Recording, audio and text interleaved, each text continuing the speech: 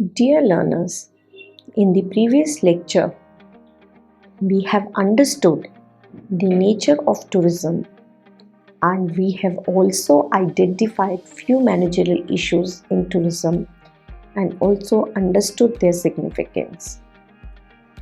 So, the nature of tourism that we have studied, in that the characteristics that we have identified were the perishability, intangibility, there is a inseparability component, and the issues that we identified in that lecture were human resource training and development and also destination management and plan. So in this lecture we will continue with the rest of the managerial issues apart from human resource development training and the destination management and planning, and the rest of the managerial issues are changing expectations and tastes, linkages, product improvement, role of technology, understanding the market, social responsibility, and crisis management. So, after this lecture, you should be able to learn about and identify the various managerial issues in tourism, and also you should be able to explain or understand properly in totality the significance of these managerial issues. The next managerial issue that we have is the changing expectations and tastes. My dear learners, the consumers today, their expectations are changing very fastly. Every tourist has his or her own expectation while visiting a place and have certain taste on their own. You must have seen that, I'll give you an example here. You must have seen the two friends, when they visit a restaurant, they sit at the same table, they order the same food, they eat the same food, they enjoy at the similar fashion.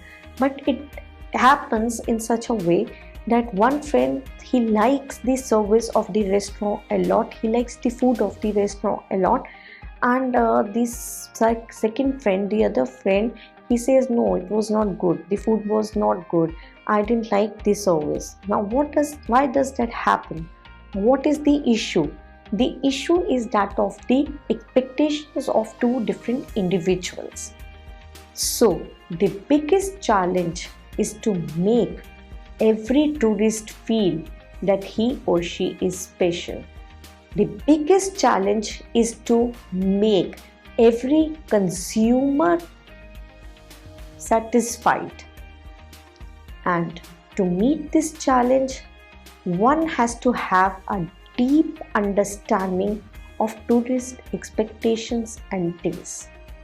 Now you must be thinking that how is it possible to have the understanding of each and every individual? It is probably not possible to have the understanding of the expectations of each and every individual at these singular point or simple level at an individual level. But somewhere we link to in different categories, we can devise it in the form of type of tourism, and then one can relate to it. This can be linked to the type of tourism one has opted for, and same, the expectations are also not stationary, or this places additional duty or responsibility on the managers, and they have to handle these situations very, very tactfully. Understanding consumer behavior or understanding consumer needs thus becomes very crucial, and because the expectations of the consumers, they have to be matched with the supply. At the same time, In certain cases, the intake of tourists is also determined by the suppliers on their own terms. In such situations, you have to decide what kind of tourist you will like to cater to or take in. But such situations generally emerge when the demand overtakes the supply. Here, you must understand, you must also appreciate that the tourists you cater to, whether they are the foreign tourists or whether they are the domestic tourists, they all come from the different cultural backgrounds, and it will be useful if you have an understanding of their cultural backgrounds and diversities. We know that somewhere, the culture, it has an impact upon the person's attitudes, person's behavior, and a person's mindset. So if you know that the person is coming from this particular background, so it becomes easy for the manager to understand the expectations and the taste of the tourist, providing the good services to the consumers. So in one way, what I want to tell you here is that we can have a deep profiling of the tourists. The next managerial linkage that issue that we have is of linkages. A crucial issue which is often ignored while managing or running tourism services is that of establishing proper linkages within the trade. For example, you may have a very wonderful tourism product or service. Let's take an example of a restaurant. So we know there is a restaurant which is providing best of the local cuisine of your area, along with the folk music, along with wonderful decor, along with lot of beautiful decorations that we have in the restaurant. But unless you establish the contacts with your tour operators to include your restaurant in the package they offer you may not get good business. So, dear learners, it is again very important that you have established the right kind of linkages with the right kind of people and right at the right time. Okay, why right time? Because for example, if you establish good linkages during Corona, so naturally it would be a futile exercise, because during Corona even the providers will not be able to help you because there are no tourists. But now if you start establishing post-Corona, if you start establishing good linkages with the tourist providers, so then now it can be a right exercise for you. So the right kind of people, right time is also very, very important. The next is product improvement. Very often a product is developed but no further efforts are made for its improvement. Like in the previous lecture, I told you that we normally hire good people, but then we tend to forget about the upgradation of their skill. In this similar way, what happens is that once we develop a product and we develop a service, and then we think that it is forever. But in the today's dynamics, in today's business dynamics, when we see that the innovation, without innovation we are zero. So we need to have the continuous improvement or continuous development in our product. This is a very, very common issue which is found in the whole tourism development process. This at times may bring stagnation, and in fact it is a very vital challenge before the tourism industry. Why? Because the industry professionals, they actually don't know, they actually don't find any way out that how the products or how these services they can be improvised at all times. Because again I say that the customers expectations is changing very fastly. It is the dynamic industry, and if we are not going to provide good quality services to the tourist, naturally we will not be able to achieve the success. And this can be done. Learners, you must be thinking that how we can do or how we can upgrade our products. So this can be done with constant monitoring, establishing control, and regular feedback. These things they help in the product improvement, because customers they can only tell us that what they want. The customers, the feedback is very important, or it's not important. It's not always like we take the written feedback from the customer.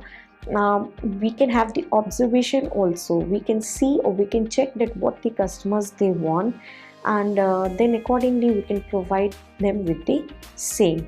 This is how we can always upgrade our service. We can always improvise upon our service, or we can include innovation in our services. The next challenge that we have with us is the role of technology. There is a tendency to depend on the conventional methods, and this is very wrong. Although this is not very wrong, but then to some extent it is right also. But in certain services like ticketing, hotels, and other reservations, etc., one has to accept the role of technology. And learners, in today's world, once we are post-COVID era, we know that the technology, how important is the technology. In fact, technology is the buzzword into this arena.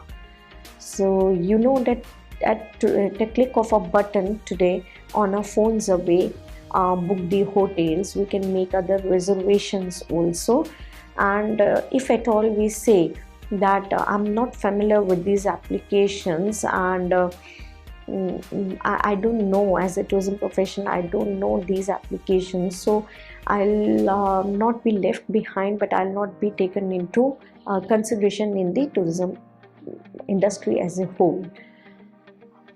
But today, although everyone is quite familiar, which is not familiar with these applications and usage of technology, yes, still there is a section of people who are not familiar, and they want the people working in tourism industry, they should help them in these tasks. So the people who are working, or the employees who are working in the tourism industry, they should keep up pace with the technological development. For example, mobile phones and internet have come in a big way for travel and hotel reservations, and any agency using them will be better placed in the market. You all agree with that? It's not only about the agency. Today, individuals who have who know the detailed usage of technology on their mobiles, they will be much better placed than those who do not have the understanding of usage of the mobiles, deep usage of the mobiles in their hands. The next challenge that we have is the understanding the market. In many areas where tourism is in a developing stage, it has been observed that the development goes on without a proper understanding of the market. They actually forget to understand the market, and again, once they are not understanding that what their market is, who are their ultimate consumers, the whole process of tourism again it fails. So the planners, they need to take into account the whole development process vis-a-vis the market, which they are not actually doing. The developers, they also try to copy the developments of other regions in their respective areas, and again, this is not the right exercise, because so again the whole of the exercise of tourism development will go fail. For example, Today there seems to be a trend of developing various forms of tourism like development of MICE tourism or gastronomy tourism, etc. The planners just want to develop these forms of tourism without realizing the actual market demand. That is, this is in spite of the fact that there may be no takers for these among the tourists visiting that region. Therefore, a proper understanding of the market is necessary while developing the tourism product or the destinations, and the planners they should take this factor into deep consideration. The next we have is social responsibility. This is another issue. The tourism industry, often ignore the concept of social responsibility. Although nowadays the concept of social responsibility has attained a huge significance, it is seen that the tourism planners and developers at many areas are not still considering it. They must take into account the impact their actions they can have on the environment and the local community. Preservation of ecology and environment are integral to tourism development, and this should not be ignored at any point. The negative effects of tourism. We know that tourism have both positive and negative impacts.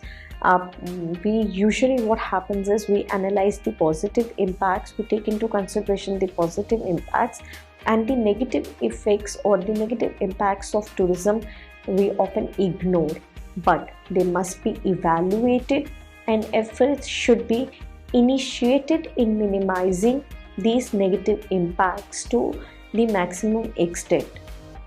Managers of tourism services should also be sensitive towards the sentiments of the local community, and they should try to establish cordial relationships with them, which is again very important. If the local community is not happy with the development of tourism at any destination, tourism cannot be developed. The proper tourism cannot be developed. So local community at any area should always be involved in the whole tourism development process, and also the economic benefits should not be over projected to the local community, as this would yield dissatisfaction among them if actually they will not be able to get the same. The next issue is crisis management. So dealing with crisis situations is something not uncommon to tourism. Many a times a crisis situation, it emerges with actually no fault on the part of those managing the services or anyone. But this situation arises because of external factors. For example, I'll give you an example here. Like if you're handling a group of tourists and suddenly you find that the flight has been cancelled, or there is a breakdown on the coach and your group has to catch the trains, or some epidemic has broken and suddenly you find cancellations, or some civil disorder has broken and your group can't move, or many a times what happens is, this is a very common problem that usually the managers they face, that is the hotel booking is cancelled or your reservations are cancelled, and then you have to take your group somewhere. So these kind of situations, they emerge very often, and actually it is not the problem of anyone. There is no one who is at fault. Similarly, because of the influx of the business travelers, you find that no rooms are available for the tourists in the metropolitan cities, and which also happens to be the gateways to international tourists. So another situation can be, particularly in the accommodation and transport sectors, is that of handling rejections. And all these situations very commonly arise during the tours. but the handlers of the tours or the tour managers, they have to be very, very patient, and they should handle these tours. They'll only be patient once they are prepared. So they should be prepared with all these type of issues. Then only they'll be able to control the situation. Otherwise what will happen, that the situation will go uncontrolled, and it will lead to the bad experience of the tourist. And we actually cannot afford, being into the service industry, we cannot actually afford that a tourist they get a negative experience in their hand. So these are to be handled with great tact and sensitivity, according to the situation which emerge.